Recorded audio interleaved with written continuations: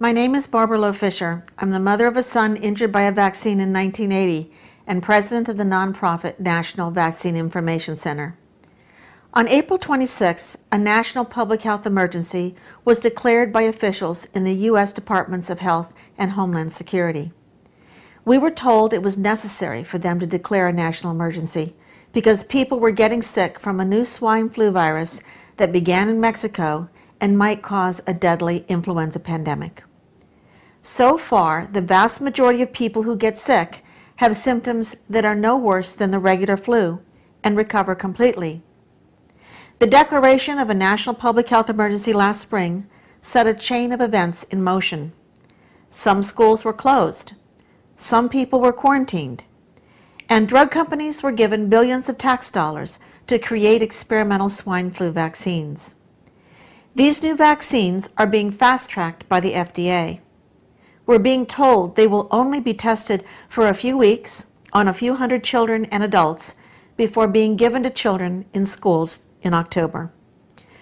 Under federal legislation passed by Congress since 2001, an emergency use authorization allows vaccine makers and anyone who gives experimental vaccines to Americans during a declared public health emergency to be totally free from liability if people get hurt. The National Vaccine Information Center has been a vaccine safety watchdog since 1982.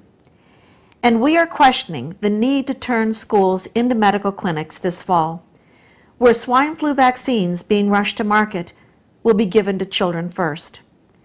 We're calling on the Obama administration and state governors to provide solid evidence to parents that it is necessary to give children experimental swine flu vaccines in schools. Are the states prepared to obey vaccine safety provisions in the 1986 National Childhood Vaccine Injury Act, which include 1. Before children are vaccinated, giving parents written information about vaccine benefits and risks. 2. Keeping accurate written records of which vaccines the children get, including the manufacturer's name and lot number. 3. Writing down information in the child's medical record about which vaccines were given. And 4.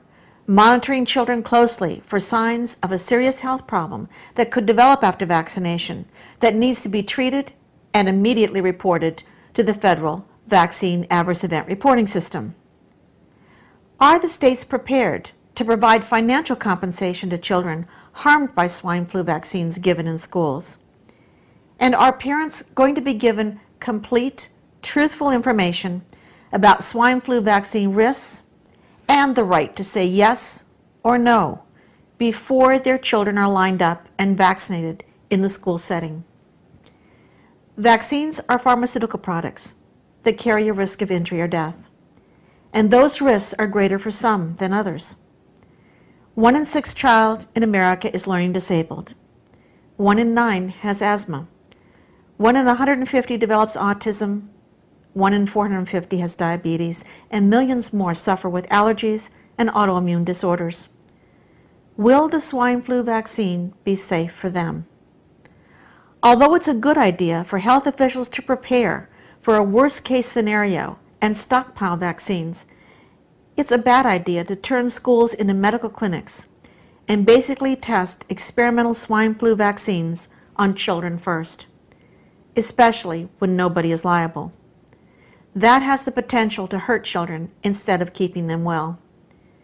This October 2 through 4 in Washington, D.C., parents concerned about the lack of vaccine safety and informed consent protections will gather with scientists, doctors, bioethicists, and legal experts at the 4th International Public Conference on Vaccination to talk about the science, policy, law, and ethics of vaccination, including the swine flu vaccine. Go to www.nvic.org for more information about vaccines, swine flu, public health laws, and how to make well-informed choices during a declared national public health emergency. Thank you.